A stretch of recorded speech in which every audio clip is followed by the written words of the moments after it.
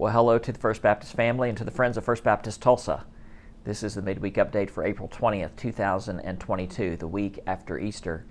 And this is our 3-2-1. 3 things I want you to know, 2 chapters in the Bible I would invite you to read, and 1 way I would ask you to pray this next week. First of all, fantastic Easter. We had about 2,000 folks here.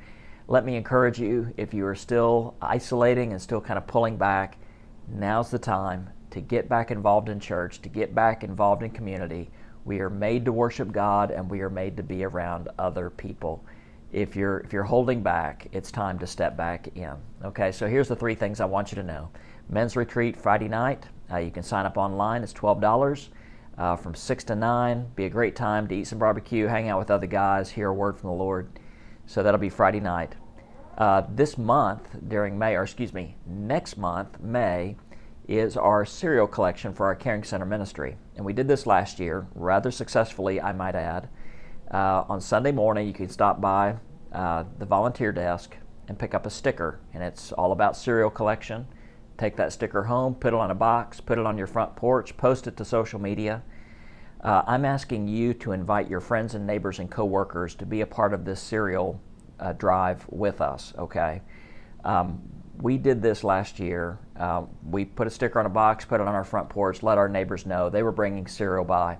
It's a great opportunity to send a message that we're a church that serves the community. You're also going to meet some people who maybe are not plugged into a church and say, why don't you come be a part of this with me? What we're doing is we're doing some good things with Christ and for our community.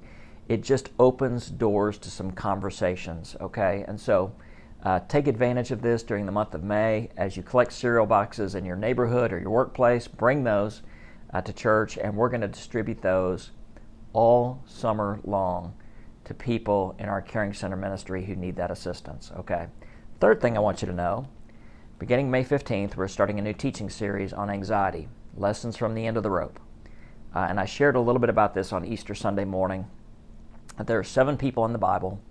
Their life got so bad that they said, God, if you would just take my life now, that would be a relief. That would be a good thing. When death looks good, life has gotten pretty bad, right?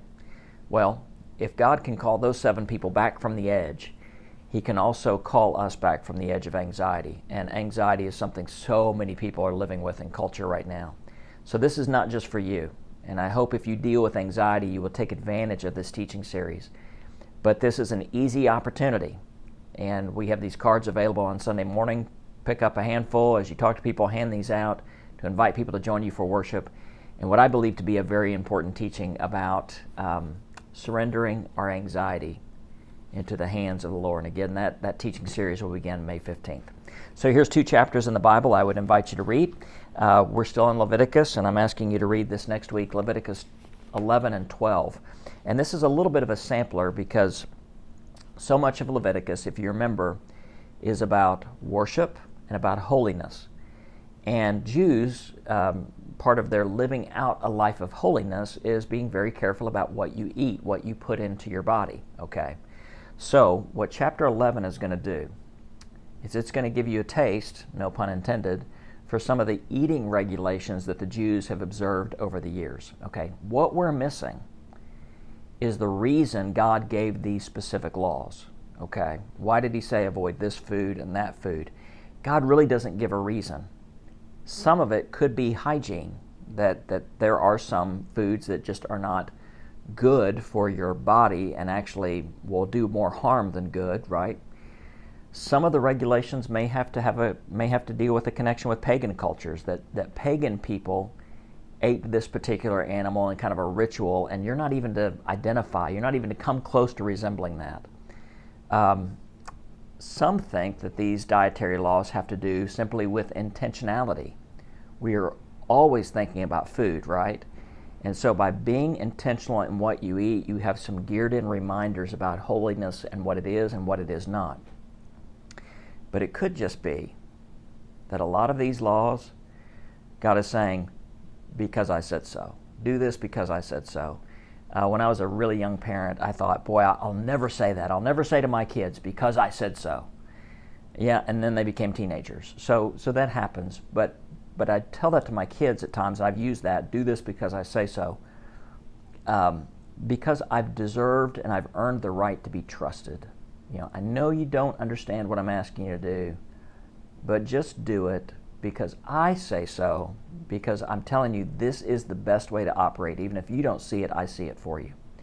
And so maybe some of this is God just saying, you know what, just do this, just trust me, just take me at my word.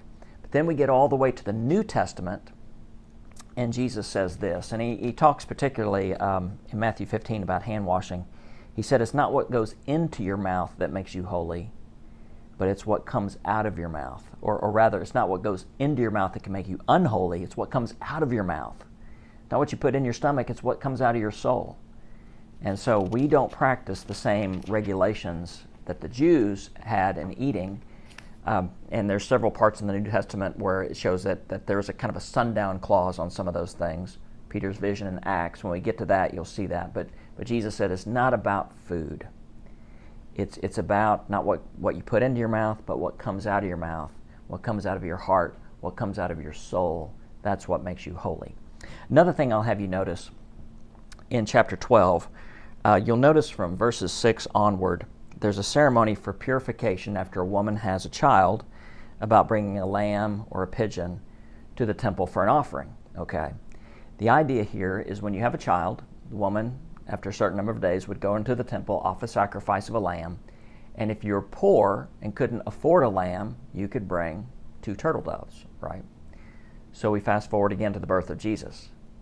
And Mary and Joseph go up to the temple after Jesus is born, and this rite of purification takes place, and they give their offering of 2 turtle doves, telling us that the Messiah's family was poverty-stricken. They came from the lower class, the poor class, but God came down, he humbled himself, becoming human, and ultimately Jesus would be given that name that is above every name. That at the name of Jesus, every knee will bow, in heaven and on earth and under the earth, and every tongue confess that he is Lord, to the glory of God the Father. It means so much more to know how humble God was and what honor we give him today. So that's Leviticus 11 and 12. Read those chapters. After today, let's see, I think this is our 3rd week in Leviticus. We're going to do 3 more weeks in Leviticus, so we're not going to be here forever. We're not even going to be here long. But this is an opportunity for us to get a taste of what this means to be holy because God is holy. The way I would ask you to pray this next week. Pray for somebody in your life who you know is suffering from anxiety. And maybe that's you. But if it's somebody else, would you pray about the opportunity not only to pray for them, but also to give them an opportunity to learn how to grow beyond their current level of anxiety and to know Christ. Start inviting people for May 15th as we start that next teaching series together. May the Lord bless you, love being your pastor, and I'll see you soon. Bye-bye.